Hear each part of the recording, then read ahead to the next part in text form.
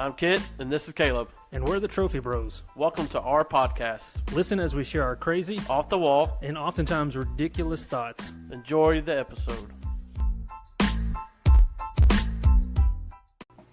Well, welcome back to Trophy Bros. I'm Caleb, this is Kit, and this is episode 18, Hanky, Pranky, Spanky, Spanky, not to be confused with Hanky Panky. I know, I said it 1,000 times leading up to this. Yeah. Hanky Panky. Yeah, so this is the episode that I love because I am a big prankster. I love to pull a good one on people. Most definitely. And so I love to pull a prank on my kids, anybody, people that I work with.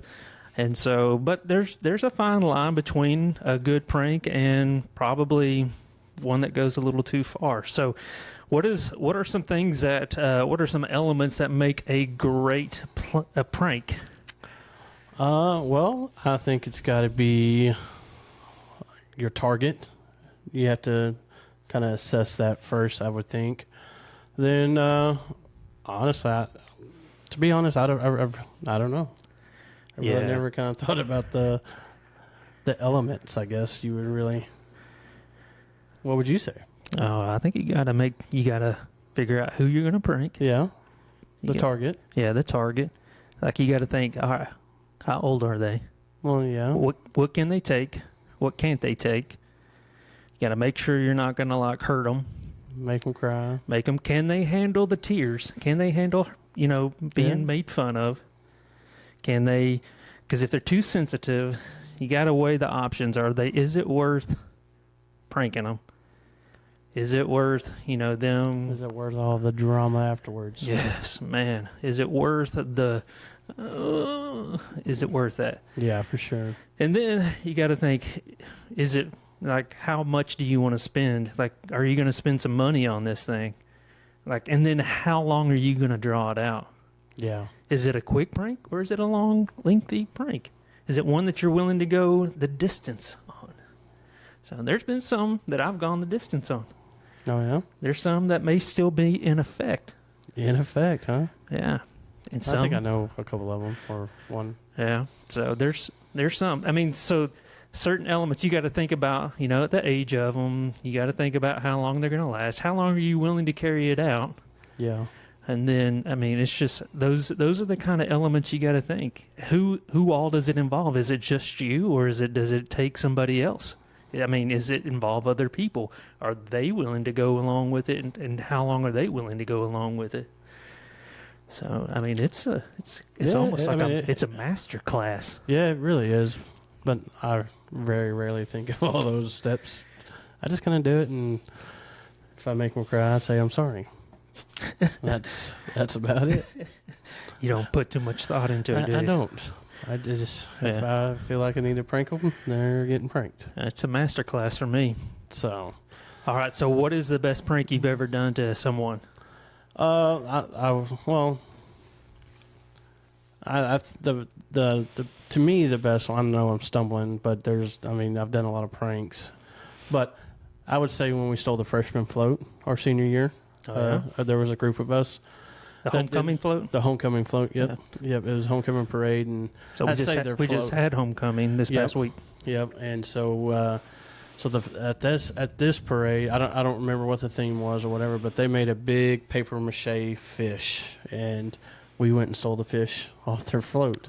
It was a freshman one, huh? Yeah, it was a freshman fish, and so we stole it and took it to a buddy's. He lived on a big farm, and so we put it in the barn to where it wouldn't get destroyed. I mean, because we wasn't trying to destroy it or anything. We just trying to steal it, and we were in physics and stuff, and we were learning about motion and everything like that. And when pumpkins get rolling really fast, they explode, and so for a ransom, we asked for 30 pumpkins to be dropped off at this location. And so one night we went and stole it, put it in the barn. The next morning we made a flyer that same night, and we all had FFA co-op, and so we had to be at school at 7:30 because we left school early. And so during that period, we kind of explained to our ag teacher at that time what was going on, and asked if we can use this printer, and he said, "Oh yeah, absolutely." And so we made 1,000 copies of this ransom letter, and we went to the top of all the main stairwells that were being used because they had some blocked off. And when the bell rang for 8 o'clock class, we chunked them up in the air and went to class. And there's thousands. It's like what you see on all the on the TV shows. Thousands of ransom letters just falling in the air. Oh. And I remember our head principal, Mr. Coursey, shout out John Coursey, if you ever see this. He was super mad that we did this. And Did so you ever find out who it was? Well, they found out, they called a junior class meeting because they were thinking it was the juniors that did it. Yeah. And at this time, I'm dating Kaylee, my wife. And She was a... Kaylee figured out I was involved in it because she was calling me like all the night before, like, "Hey, where are you? Blah blah blah." So like, what class was she? She was a junior. Okay. So they had a junior class meeting in the auditorium at the high school, and they were trying to, y'all going to be suspended from all homecoming activities. You're not going to be able to participate, and blah blah blah. And Kaylee she had this hunch that I was involved in it. And so she, like, when they left the junior class, they were supposed to go back to their class. Well, she came and found me in my class and told Miss Hammond that she said, "Hey, I need to speak with Kit." And so she pulled me out in the hallway. She goes, "I need to speak to my future husband." She goes, "I know it was you. You need to go turn yourself in because we've worked really hard on our homecoming float to be suspended." So I was like, so I went to my assistant principal, Mr. Yancey, which loves me. Shout out Jim Yancey. I told him, I was like, "It was me." He said, "Was there anybody else that helped you?" I was like, "No." And he was like, "Yes, there was, because I know you can't lift that fish by yourself." And I said, "Oh, I'm taking all the blame for it." And he goes, "All right, lunch D-Hall." and so as I'm sitting there and we're talking, and he's like, "I'll take care of it, blah, blah, blah." A couple of my other buddies that were involved with me came and turned themselves in, and we all just got lunch D-Hall, and that's it. So we had 30 minutes of detention for lunch, and we got to do everything we wanted. And so did y'all give back the fish? Yeah, we ended up giving back, which come to find out, so the people that had it is, I can't even think, the Smiths. I can't think of their first name, but it was at their house. And a couple nights before, they had a rando guy kind of run through their property and kind of scared them, and for us to come on their property and them not knowing, and it kind of scared them. And so she goes, but she thought it was hilarious afterwards.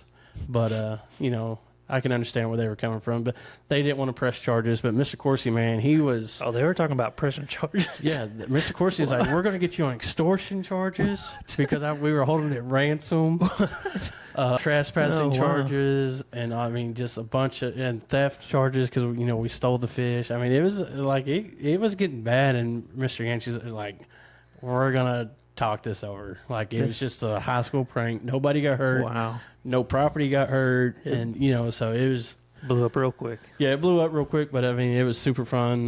It actually made its way to the yearbook. The ransom letters in the yearbook, and so it was super fun. Yeah. So, but yeah, no, I think that was probably the most fun because there was quite a bit of us that had to do it, and it was just a lot of fun. Yeah, that is. Man, y'all got the law involved and everything. Yeah, for sure. Yeah, man. Mine. I don't know if I have one that I induced the law. Like, I had the law come in, but mine never really got that big. Like, I remember being a youth pastor going to camp, and they all had the stupid little pranks and stuff like that, like putting Vaseline on windshields and stuff like that, to where when you windshield drop too, just a little dab to where you don't notice it, and then and it goes everywhere, and it smears everywhere. We've done that. Or you do the lotion on the underside of the doorknob, and so when you go, it slides. Yeah, and it's just all the little piddly things. But I remember I had an intern one summer, and we went to camp, and they were notorious. They were just doing all of those stupid little naggy, I call them gnat pranks, the kind that just nag you like crazy, and they just are dumb. After a while, you get junior hires doing all of these stupid ones. Yeah. And so I just decided I was going to do the big prank to end all pranks, just to get everybody to stop. And so my intern, was one who was kind of instigating them all and getting all of these junior high guys all riled up. And so what I did is that I took everything out of my dorm room and I hid it like on the bus. So I just went and just took everything out and hid it on the bus. And so Just your stuff. just my stuff. And so then I come back and we had like some big meeting, like as a church group. And then I came back and I'm like, all right, guys, who took my stuff? Like, this is dumb, guys. Y'all went too far this time. And so I played it up. I'm like, who took my stuff, guys? And this was like on the second to last night. It's like, I cannot not have my stuff. Like, I'm driving. We were like 13 hours away from where we were, like where we lived. And like, I was the bus driver that drove. We had a fairly nice bus, but like, I had to drive the bus like 13 hours. It's like, I cannot not sleep. Like, I have to have a good night's sleep. If I don't sleep, I'm going to have to go to a hotel. So was your pillow and blanket, everything gone? Everything was gone. Clothes, blanket, everything, Yeah, huh? Everything. I said, I got to have my stuff. I've got to sleep. And I remember, like, I had like the bad kid that was in my dorm room because nobody else wanted him. Yeah. And I was kind of afraid that he's going to stab me in the middle of the night anyway. But I'm like, Don't go to sleep. Yeah. Like, I'm like, where is my stuff? And I'm like, Ethan, my intern, was like, Ethan, what'd you do to my stuff? Ethan, like, what? Like, where'd you do? Like, come on now, I gotta have my stuff. And like, I just went on, like, it went on. And I told all my adult leaders like what I had done, just so they didn't get all worried or anything like that. And so, like, come on, guys, like, where is it? Like, this started like at noon. Like, it went all afternoon. I went to the campus security guy that was kind of patrolling the whole campus. Like, I told him what I was doing, and I had him come to my dorm, and I told him, like, all right, I need you to put the fear of God into my intern, and like, all right, like, do it, pretend like you're doing this investigation, like, of what's going on. And so it, like, he started, like, my intern was like had a group meeting with all of my junior high boys. Like, what's going on, guys? God, seriously, y'all need to, like, just come clean. Like, this is for real. Yeah, my pillow had $1,000 in it. Yeah. And so, I mean, he's like getting together, and like, if we go to worship that evening after we do dinner, and then we had like church group time, and like they like get together and have like a special prayer meeting, like for like all my stuff that's on the van. And then, like, while we're having this prayer meeting, I had one of my adults go out to the bus and then set all my room back up the way it was. And then while we're praying, I'm like, guys, I really feel like God was moving during church and during our prayer time. I really feel like God really spoke to some of whoever was doing it. I really feel like God was speaking to whoever did that and convicted them. And I bet you we go back and my room is probably set up. And sure enough, we get back and God answers prayers. God answered prayers. So I mean, it took a lot to get that. Oh, but yeah. I mean, my intern Ethan was also my pastor's son. So he's like calling his dad. I need a love offering so I can replace all of Caleb's stuff. Yeah, and so I mean, it was we got him pretty good, but it was crazy. But yeah, we did that. But I've also done a prank. You mentioned pumpkins and stuff like that. I did a prank also when I was in college that that's back when payphones were a big deal. I remember sitting in the parking lot. We went in Walmart. They had a payphone out front. Then it had like the phone number on it. Yeah. Yeah, the phone number in it. So I remember we went when I was in college, and we took the phone number off of it and used your bag phone. No, I didn't. Oh, man. Didn't have a bag phone. We had actually a cell phone. Shout out to our previous episode, the evolution of a cell phone. Evolution of a cell phone. So go back and check that out. But I had an actual Nokia phone, and so I remember getting that phone number, going sitting in my car. We were about 5 or 6 rows back, and then right there by the Coke machine, it was fall. They had all these pumpkins out, and so I remember we called that phone right there at Walmart outside. And so somebody picked it up, and we pretended like we were the manager, like an associate from Walmart. and we say, hey, can you do us a favor? We're here. We just want to check out our how quick our associates are to putting things back to where they are around our Walmart store. If you could you take one of these small pumpkins and just put it up on this Coke machine, and we want to see how quick our associates are to recognize how out of place these things are and put them back in place. If you could do that for us, that'd be great. And so come get your $5 gift card. Yeah, and then so we told them, like, man, we appreciate it so much. If you would go inside to the customer service desk, we'll give you a $15 voucher or whatever. And so we actually got like 2 or 3 people to go in. And there's a long line at the customer service desk now. Yeah, I mean, we would do stupid stuff like that all the time. Oh, yeah. Well, so over there by my mom's house, there's a old storm drain. Like, you have to pop the man lid and everything. Oh, yeah. And so we used to get down, which is probably idiotic of us to do, because if it ever, came a storm. But we would get down in this drain ditch where the rain would go into, and we would play purse. You know what purse is? No. Got the purse and you throw it out in the middle of the road. Oh, yeah. And so over there where my mom lives, she lives on, by MH 379, which is that major highway or loop, whatever they want to call it. And so we would get in that ditch, whatever you want to call it, culvert, and hide in there, and we would throw a purse out, and man, we would get tons of cars to stop to try to pick up this purse. And I remember one time we had this old fella, I don't know, probably our age now. He was so mad. Like, he was trying to fight us at 11 and 12 years old. And so we would have a good time. Then we did it. So when I started dating Kaylee, we played purse on 16th Street there, right up the road from Alan Leslie's. And I remember we were hiding in the alley up there behind one of those houses up there. We were in the alley, and we actually got the cops called on us. And so the cops came, which we didn't know at this time, like the cops had been called. We didn't know, and so we have the purse out in the middle of the road where a cop stops, right? And so we drag it in real fast, and so the cop pulls up to the alley, and of course he turns all his floodlights on and go boom right down the alley. And like there's ivy and stuff all down this alley, so I'm like all camoed out, of course, because I knew what we were doing. And so I was ducked down in the ivy, hiding. Cody was with us, Cody Ramsey. You talk about a deer in headlights. When that floodlight came on, he froze. And Cody's in high school, mind you. And Cody just froze, and that cop said, "Come here, young man." So Cody goes up there, and he goes, "Is anybody else down in the alley with you?" And Chase ends up going. It's like, "Yeah, it's me." I was like, "I ain't going, guys. I'm staying right here." And so they told Chase, they're like, "Chase, you can walk home." And they drove Cody to Owen and Shelly's house. Knock on the door, and Shelly answers the door. And the cops are, "Man, we found your son up the road playing a purse," or what. I don't know how they explained it to him, but then Shelly, because Alan, mind you, Alan's sitting across the road in his personal truck, just sitting there watching and having a good time laughing.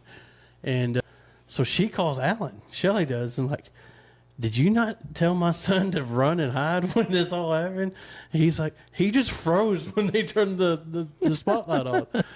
And so that was a super funny time with Cody. I was like, oh my gosh. But no, we have one that says "How far is too far?" Well, I had one, mind you, it was not the prettiest looking car that I ever owned. But someone threw like the bologna and stuff on there. Yeah. And it kind of peeled some of my paint, so I was kind of irritated with that. And so I said I would never do that. But I did saran wrap some cars, like nobody's business. But yeah, to me, how far too far is one that, like, if you're going to hurt them, and like if it's going to destroy some kind of property. People work hard for this stuff. So yeah, I had a bunch of girls, like, as a youth pastor. Like, I love to do pranks and all those kind of things. But I also, I remember I bagged a bunch of leaves out of my yard. So I had like probably 20 bags of leaves. Yeah. And so I put I took all those bags and I just shoved them in one of our girls' Chevy Cavalier, to where, I didn't empty them out. I just put them in, in the bags, bagged them and put them in her car to where she was like, "I can't get in my car." Yeah. But yeah, I did. But then she retaliated with a bunch of other girls, like in our youth group, and then she took all of these feminine products and like Stuck them. all over my truck, Oh wow! all over like the adhesive side onto the paint of my Did my that peel truck. your paint? It pulled off my paint. Oh man! Like not all of them, but like in certain spots. Right. Yeah, and so I was not a happy camper, but I mean, No. and I understand. Yeah. Like some of them were very apologetic, and others of them were like, oh well. Yeah. You started it. Yeah, I'm like, yeah, but I didn't like hurt your property or anything like that. But yeah, and so you got to be able, if you're gonna dish it out, you got to be able to take it, and so for sure. I get it. So I mean, I couldn't be horribly upset, but Yeah, I mean, I had stuff done to me that's looking back, it's super irritating. But I mean, like I said, if you're gonna dish it, you got to be able to take it. Yeah. And so, I mean, there's like a fork in the yard, like I can handle that. yeah, I'd go get a bunch of tortillas from from the day old bread. Yep. And we would tortilla people's yard like nobody's business. yeah, So, I mean, we did stupid stuff like that. But I remember you guys were telling us one where somebody took like detergent and put them like at Alan's house. yes, And like it like killed like to killed this his grass. day. Yeah, To this day, yeah, like it still has dirt will spots. not Yeah. will not grow. Yeah, they came and I don't know what all, I mean, that's Kaylee's friends, but they ended up pouring some like laundry detergent in the yard, and it killed the grass, and it still to this day has not grown back. But I'll tell you another one that I really loved, and I say I loved it, but then she retaliated and did it to me too, and I hated it. But I still think we got the best of her. And then this is one of my buddy's girlfriends at the time. We were all playing pranks on each other, and so we got this bright idea to steal her keys for her car, and so we stole her keys. Anthony was like, we're gonna go wash it and do this nice thing for you. Well, we didn't wash it. We turned off our air conditioner, filled our air conditioner vents up with baby powder, turned the air conditioner on high. That way when she stuck her keys back in it, it just like that. Yeah. Well, then she did it, retaliated, did basically the same thing to me, but just with glitter. I was fixing to say glitter. Glitter. Yeah. And It's the herpes of arts and crafts. yes. And I was like, oh my gosh. So it was, like I said, that's the one you got to, if you're going to dish it, you got to take it. Because I was so mad. Because at that point, I didn't live down a dirt road, so I kept my truck pretty spotless at that time. Because, I lived at my mom's house, and so I was kind of a Nazi about my truck, but not at that time, because I was like, gosh, I was so mad too. Yeah. Yeah. To this day, it probably still has glitter in it. Probably, I don't even know where that truck is anymore, to be honest. It's probably scrapyard, squash, squared up, or something. But it still has glitter in it. Probably. But yeah. But she couldn't breathe with all that baby powder. Just talk about cottonmouth. But yeah. I'm just trying to think of, like, one of our question is did you, like, has there been a prank, have you ever pranked someone to where you made them cry, or did you feel bad? Did you lose any friendships, jobs, or like to where you got suspended from school? I think you kind of answered part of that, like with your stealing the fish. No, I don't. I mean, for the most part, no. I mean, I'm sure we made somebody cry, but not to the point where they were like,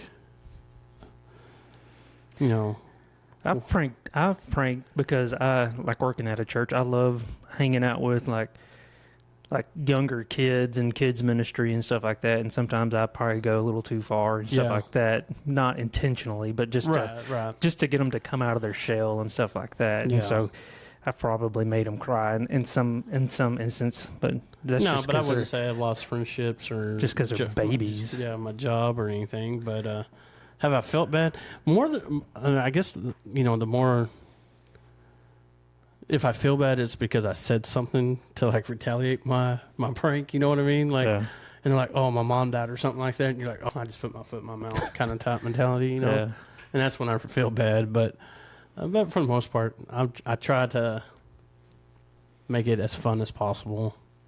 to the person too. You know what I mean? Yeah. I'm not trying to Laugh with them. Yeah, Yeah. I'm not trying to, make them feel bad about themselves or anything like that. Yeah. I mean, to me, that's not part of the prank. I mean, Yeah. it's kind of, like what I would love to do. Have you seen that married couple on like your shorts and stuff like that? And they shoot like the Nerf gun and they had the balloon swinging with the shaving cream and all that. Like, I would love to do that with my wife, but she would like literally probably divorce me. Yeah. And so, but I mean, stuff like that, I would love to do. It's the mess part. Yeah, then it's like, oh, I got to clean it up now. Yeah. But no, for the most part, like I said, when I do a prank, I'm not trying to degrade the person. I'm not trying to, make them feel any worse than what they possibly are, or whatever the case may be. I'm trying to lighten the mood for one, and just, life is not all miserable. Well, it's like the scene of Billy Madison when the kid pees himself, and Billy Madison like, pee yourself is cool. Yeah, peeing yourself.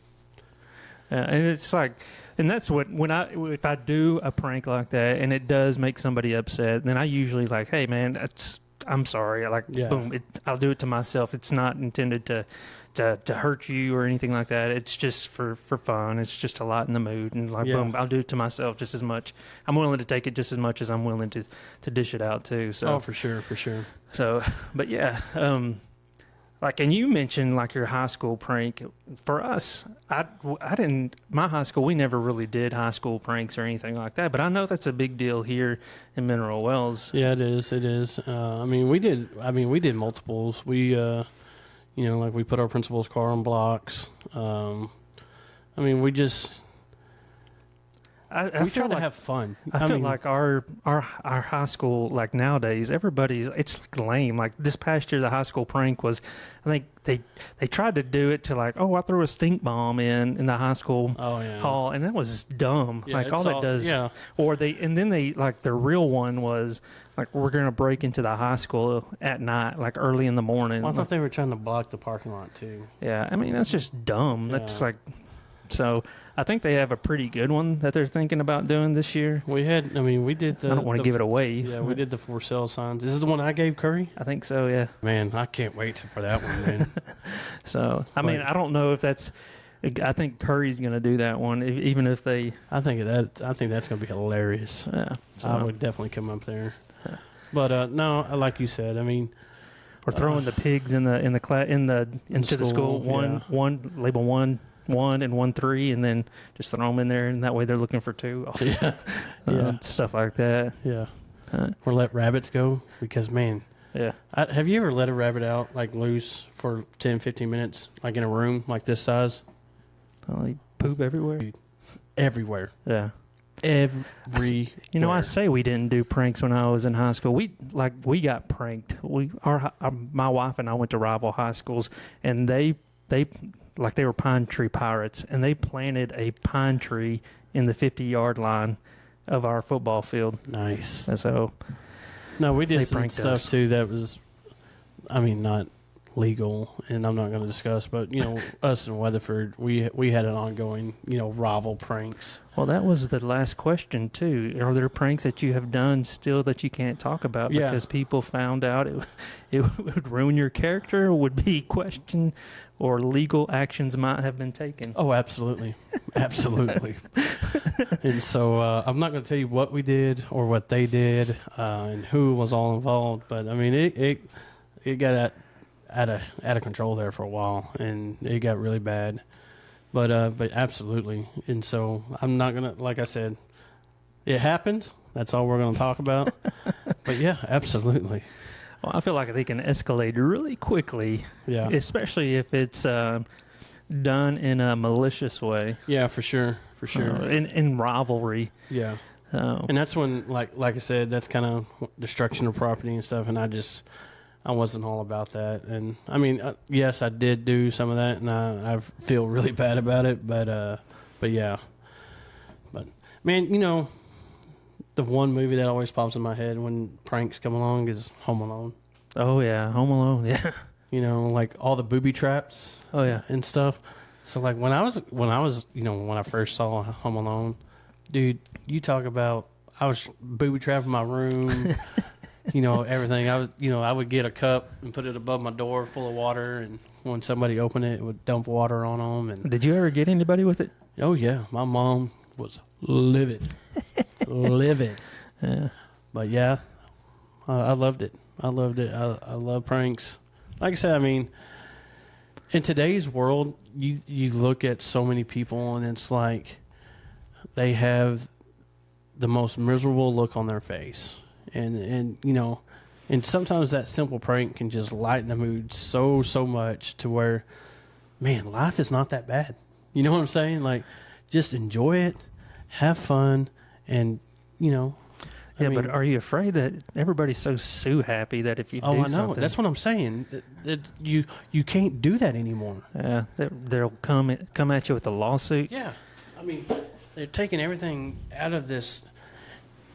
Out of context, and it's like, let me sue you for $10,000 because you tricked me or something. You hurt my feelings. You Yeah. ruined my psyche. I'll never be able to have a happy thought again. And I think that's kind of to the point now where these seniors, high school seniors, are kind of scared to do anything like that, and that's why you get these lame pranks like, oh, Snowflakes. yeah, and they're like, let's block the parking lot. Oh, that's a good prank. Like, I know that was some of them their ideas last year. I'm like, that's the dumbest prank I've ever heard of.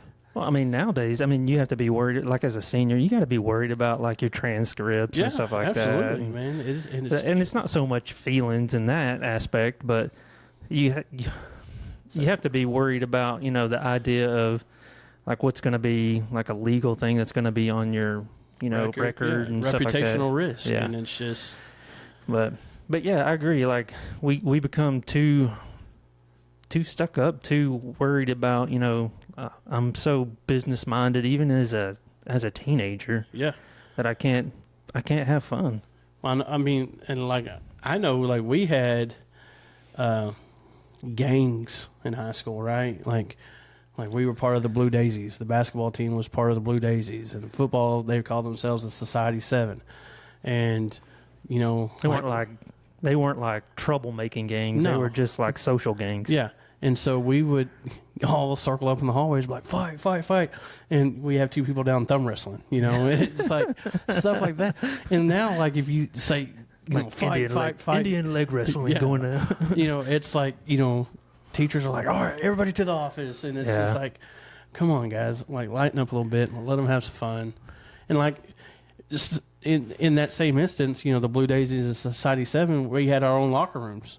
And so we had locker room pranks, like we would go steal all their stuff out of the locker room and put it like in the freshman locker room, make it look like the freshman football team took it. Yeah. And they would come and do the same thing. They would steal all our game systems and all that. And it's just like, but nobody got hurt. Nothing got destroyed. It was just harmless fun. Yeah. And even the coaches kind of got into it. And it was just, it just built camaraderie and, all that community, all that. And it's, I think if we can just lighten up a little bit and let kids have fun, adults have fun, I think this world will just be a better place.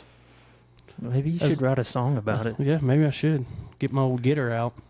Get her done. Yeah. Yeah, man.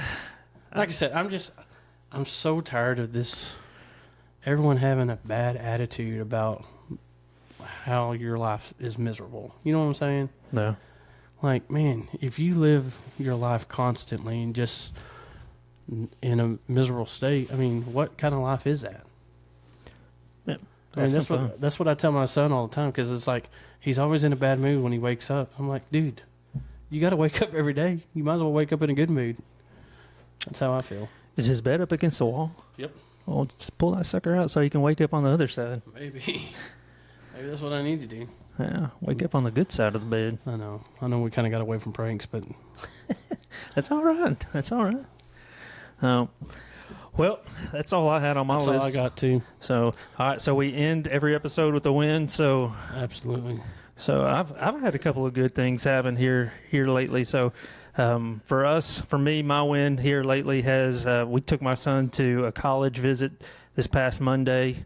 which is kind of scary in the essence of, for us, we are about to send my kid to college, which scares me, but he had a good college visit. He worked out baseball. They offered him a good baseball scholarship, which is a win for us. It's amazing. So it's really great. But for me also, man, I had a great day today. You did. So I got to celebrate 25 years of student ministry. Kind of came to an end for me. And today was my last day of serving at First Baptist Church Mineral Wells. And so, man, it was kind of surreal, but it was wonderful to be loved on and recognized. And so, man, I thank the church and, man, just the love and support that they've given me over the last 9.5 years of serving there and 25 years of serving in the church. Yeah, absolutely. So. Absolutely. Well, mine is that Caden's actually kind of getting ready to get his permit. Start learning driving. That's crazy. And so, like, he's been all over me and Kaylee, like, I need to start my paperwork. I'm like, Caden, you're 14. You're fine. Slow down. Yeah. But, man, I've been letting him drive. You know, we kind of live way out in the boondocks, as you know, and some of y'all don't know, but we live way out in the middle of nowhere. And so we've started letting him drive, you know, every other day or so down to the house. And so, you know, it's scary, but then again, it's kind of refreshing knowing that he's going to be able to do some, to be more available. Let's say that. Take the kids to school. Exactly. Yeah, dude, that's like the best Especially thing. when Kaylee, you know, she doesn't have to get up early to take them. Oh, Yeah. Caden, it's your turn, you know. And so we're really kind of looking forward to that. And so Go pick your sister up. I've been letting him drive, you know, my little $500 investment Jeep that we got, and that way if he scratches it or whatever, it's not a big deal. But I mean, he's doing really well, and so me and Kaylee are kind of super getting excited about that. And so Just I know wait till you get that bill for insurance. yeah. But he's been wearing us out because he said that he can drive the Ranger, so he's going to drive the Ranger, and so he's been wearing me out, you know, talking about speakers and wheel lights, and I'm just like, slow down. So he's like, well, I'm gonna put it on my Amazon list, that way we can get it for Christmas. So yeah, so that's what we're kind of looking forward to, you know, because like I said, I mean, it's kind of a ways out there where we live, so it'll be nice for him to, like, hey, go get some milk or whatever, you know, and he'll gladly do it just to drive. So Yeah. but yeah, man, that's kind of where we're at right now. And he's going to get a girlfriend. Man, I don't. He says he's got some eyes on somebody, but I don't. We'll see. Yeah. So Well, dude, that's all I got for that's all Hanky I got. Pranky. Hanky Pranky, not Hanky Panky. Yeah, so, all right. Well, till next time, Until next time, we'll catch you later. We're see out. y'all.